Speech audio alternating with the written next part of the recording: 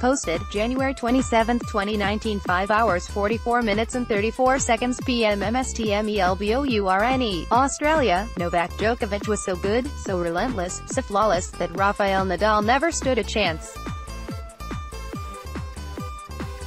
Djokovic reduced one of the greats of the game to merely another outclassed opponent, just a guy, really, and one so out of sorts that Nadal even whiffed on one of his famous forehands entirely.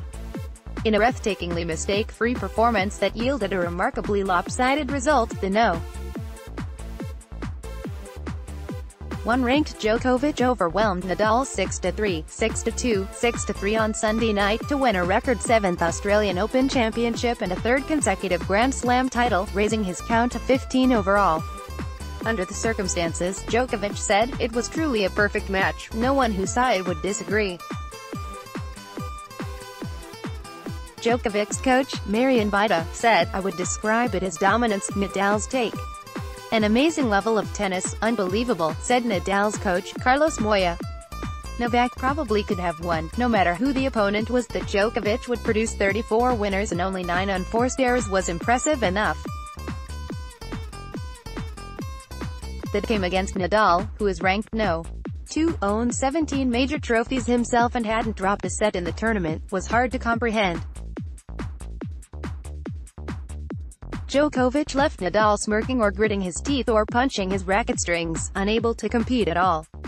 Here's how Nadal explained it: to have a chance when Djokovic plays that well, something extra is required. Given that he's coming off a series of injuries, given that he hadn't played since the U.S. Open last September, Nadal couldn't raise his game. Then again, Nadal conceded, "When the player did almost everything better than you can't complain much," so Djokovic added to previous triumphs in Melbourne in 2008, 2011, 2012, 2013, 2015 and 2016, along with 4 titles at Wimbledon, 3 at the U.S. Open and 1 at the French Open. He broke his tie with Roger Federer and Roy Emerson for most Australian Open men's titles. He also broke a tie with his idol, Pete Sampras, for 3rd most Grand Slam trophies. Djokovic now only trails Federer, with 20, and Nadal. And he is gaining on them. Then there's this tidbit: Djokovic is the only man in tennis history to have a trio of 3 straight slam streaks. So let the talk begin about 4 majors in a row over 2 seasons, something Djokovic already managed to do from 2015-16. And, what's more, about a true Grand Slam, winning all 4 majors in 1 calendar year, which only has been done by 2 men, Donald Budge in 1938 and Rod Laver in 1962 and 1969.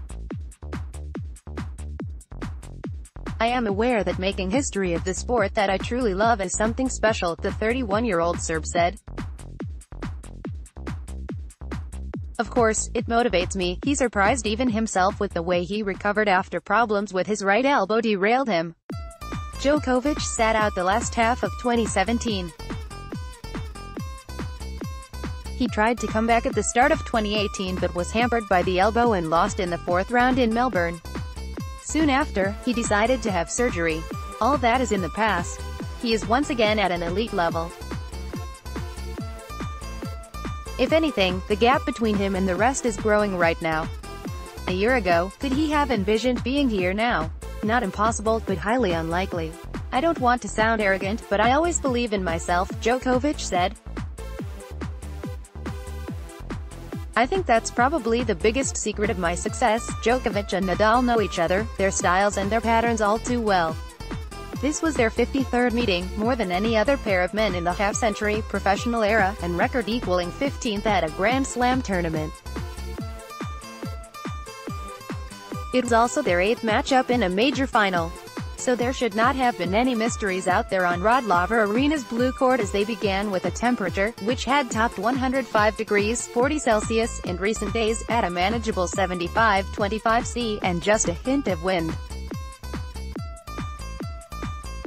Right from the start, though, this shaped up nothing like their only previous Australian Open title match back in 2012, which Djokovic won in 5 hours, 53 minutes, the longest Grand Slam final in history.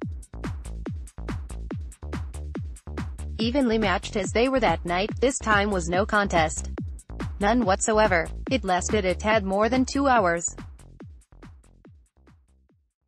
No ball, no matter how well struck, was out of Djokovic's reach.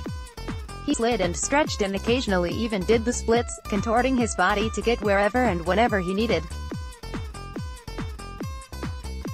Djokovic grabbed 13 of the first 14 points, including all 4 that lasted 10 strokes or more.